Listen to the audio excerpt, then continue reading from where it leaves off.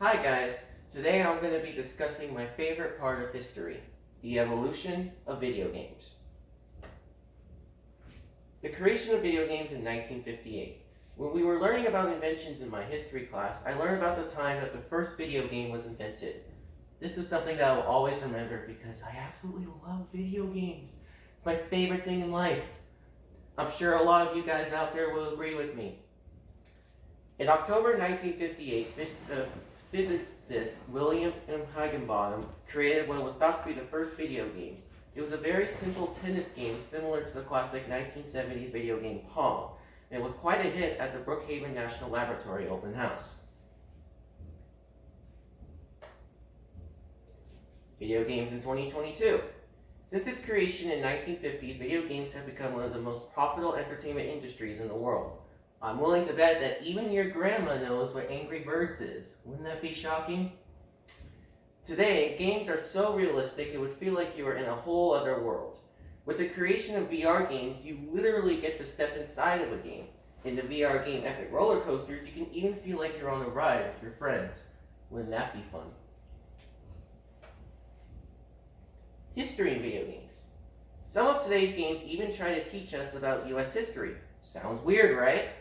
There are lots of games out there that are in a time period about important historical events. Some game companies want to be sure that the historical facts in their games are correct, so they hire historians to check for accuracy.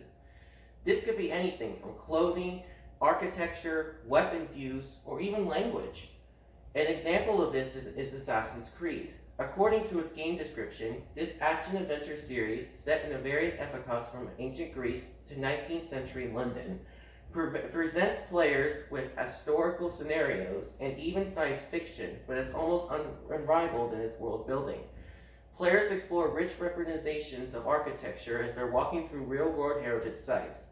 Discovery mode offers tours curated by historians and archaeologists. This is a very interesting description, if I do say so myself. Moving on. Here are original video game descriptions. ESRB began rating games on September 1st, 1994. The board hired part-time raters who would watch videotapes of each game's potentiality, most controversial moments, and assign ratings accordingly. After consulting with parents and educators, the board added more detailed content descriptors. On the back of the game box, parents could see why the game received the rating it did, with brief phrases like blood and gore or strong language. Later, the ASRB refined the system, changing the kids and adult system, which is displayed over there, to everyone, and adding in the E10 rating. Only a small handful of games with the adults-only rating have ever been published. This is how the original ratings look. We have early childhood, which is EC, suitable for ages 3 and older, usually educational in nature.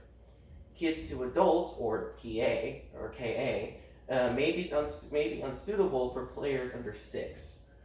Teens, or T, may be unsuitable for players under 13. Mature, M, may be unsuitable for players under 17. And adults only, AO, content considered unsuitable for minors.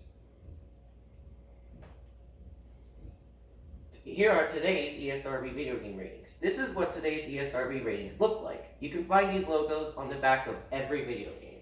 This helps the parents determine what games are appropriate for their children to play. Now, let's look at each rating and its meaning. Early childhood. Titles rated EC, or early childhood, may have content that may be suitable for people ages 3 and older.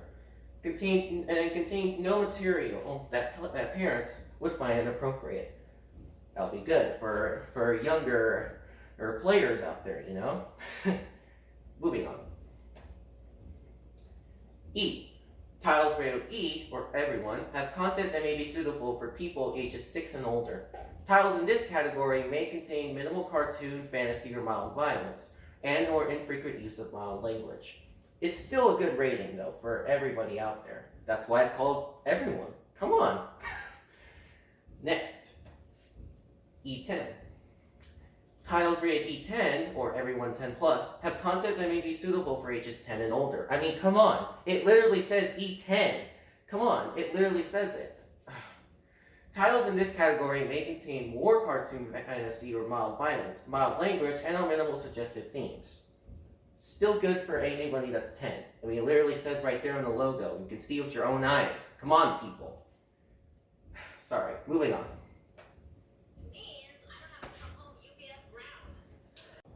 Alright, let's get back to today's ESRB video game ratings. We're left off with teen. Titles rated teen have content that may be suitable for ages 13 and older. Titles in this category may contain violence, suggestive themes, crude humor, minimal blood, simulated gambling, and or infrequent use of strong language. That's a lot. So only play this if you're teens out there. Only play this if you're teens. Moving on. M.